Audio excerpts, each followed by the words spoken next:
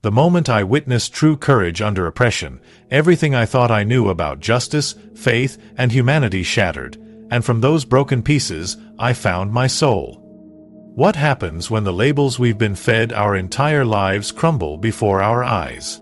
When the narrative we've accepted without question suddenly reveals itself as a carefully constructed illusion? Today, I want to share with you a journey that transformed not just what I believed, but who I became. This isn't just about changing religions or political perspectives. This is about the moment when raw truth collides with comfortable lies, and how that collision can awaken something profound within us. You're about to discover how witnessing authentic human dignity in the face of unimaginable adversity can reshape your entire understanding of strength, faith, and what it truly means to be human.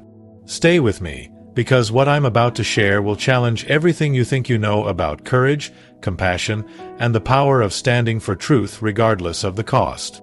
Marcus Aurelius once wrote that the first rule is to keep an untroubled spirit, and the second is to look things in the face and know them for what they are. But what happens when looking things in the face means confronting the uncomfortable reality that everything you've been taught might be wrong? The Palestinians I encountered weren't the monsters painted by media narratives. They were fathers protecting their children, mothers teaching patience through tears, and elders maintaining dignity while their world crumbled around them. Epictetus taught us that we suffer not from events themselves, but from our judgments about events. For years, I had judged an entire people based on second-hand stories, political rhetoric, and carefully curated news segments. True courage isn't charging into battle. It's having the intellectual honesty to admit when your worldview has been built on quicksand. When you witness a grandmother sharing her last piece of bread with a stranger while her own grandchildren go hungry, when you see children playing soccer in rubble-strewn streets while maintaining hope in their eyes, you realize that resilience isn't just surviving. It's thriving spiritually when everything material has been stripped away. The Stoics believed that our perceptions shape our reality, but they also understood that sometimes reality has a way of shattering our perceptions completely. This isn't about political correctness or choosing sides. This is about choosing truth over comfort, understanding over assumption. The moment you decide to question the narratives that have shaped your thinking, you step into a realm where growth becomes not just possible, but inevitable. Every relationship you build, every connection you make, every moment of authentic human interaction depends on your willingness to see people as they truly are, not as you've been told they should be. Seneca understood that every new beginning comes from some other beginning's end, and nowhere is this more evident than in observing how people respond to absolute powerlessness. The Palestinians I encountered had been stripped of political power, economic opportunity, and basic human rights, yet they possessed something that all the military might in the world couldn't touch: unshakable inner strength rooted in faith and community. This wasn't the Hollywood version of strength, all muscles and aggression. This was the kind of strength that allows a father to smile at his children while knowing he cannot protect them from the next bombing. This was the strength that enables a community to maintain traditions, education, and hope when every external structure designed to support those things has been systematically destroyed. The Stoic concept of preferred indifference teaches us that external circumstances, wealth, health, even safety, are ultimately beyond our complete control and therefore cannot be the true source of our well-being. What I witnessed was an entire population living this philosophy not by choice, but by necessity.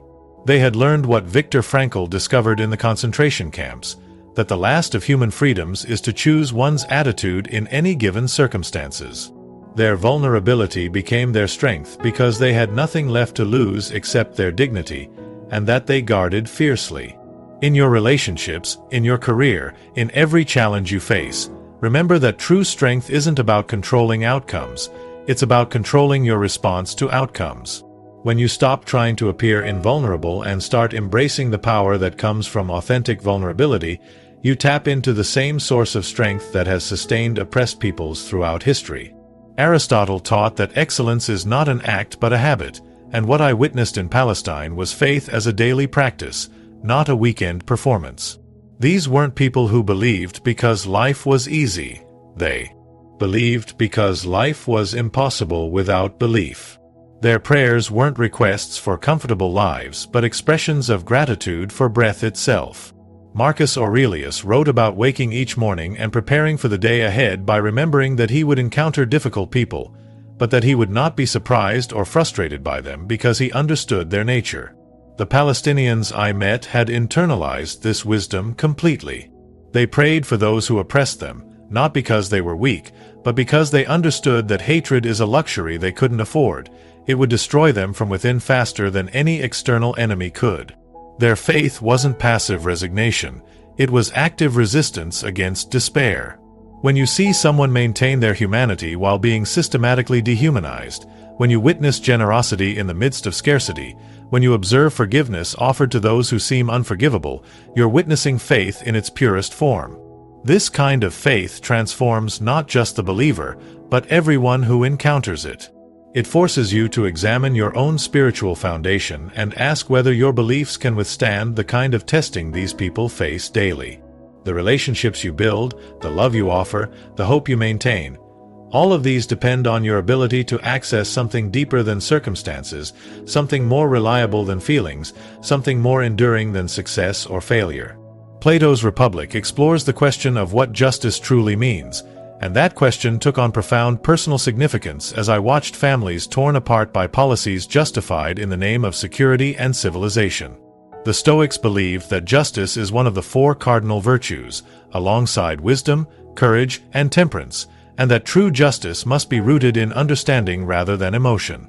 But what happens when the systems we trust to deliver justice are themselves built on injustice? What I saw challenged every comfortable assumption I had about good guys and bad guys, about civilization and barbarism, about who deserves protection and who deserves suspicion. Epictetus, himself a slave who became one of history's greatest philosophers, understood that true freedom has nothing to do with political circumstances and everything to do with internal liberation. The Palestinians I encountered embodied this truth. Politically powerless yet spiritually free, economically impoverished yet rich in dignity, socially marginalized yet centered in purpose. This isn't about choosing political sides, it's about recognizing that justice delayed is justice denied, regardless of which group is suffering. When you commit to seeing justice clearly, stripped of political convenience and tribal loyalty, you develop the kind of moral clarity that strengthens every relationship you have. You stop making excuses for inexcusable behavior, whether it comes from people you like or people you don't. You start holding yourself and others to standards based on principles rather than preferences. True justice requires the courage to stand alone if necessary, to speak truth even when it's inconvenient, to defend the defenseless even when it costs you socially or professionally. The ancient Stoic practice of negative visualization, imagining loss to appreciate what you have, took on new meaning as I walked through refugee camps and saw people who had lost everything yet maintained gratitude for small mercies. Lao Tzu wrote that the wise find pleasure in water, and the virtuous find pleasure in hills, but what I discovered was that the truly wise find meaning in whatever circumstances they encounter. The transformation from seeing Palestinians as other to recognizing them as fully human required dismantling years of conditioning, propaganda, and comfortable distance. This wasn't just about changing my mind, it was about changing my heart. When you move from judgment to understanding, you don't become naive or stop recognizing genuine threats. Instead, you develop the wisdom to distinguish between real danger and manufactured fear, between justified caution and prejudiced assumption. The relationships in your life, with family, friends, colleagues, even strangers, all depend on your ability to approach others with curiosity rather than certainty, with questions rather than conclusions. Every person you meet is carrying stories you know nothing about, fighting battles you can't see, maintaining hope in ways you might not understand.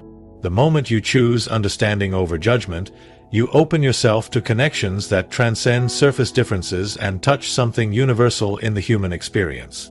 This doesn't make you weak or gullible. It makes you wise enough to recognize that strength comes not from building walls but from building bridges, not from proving you're right but from discovering what's true.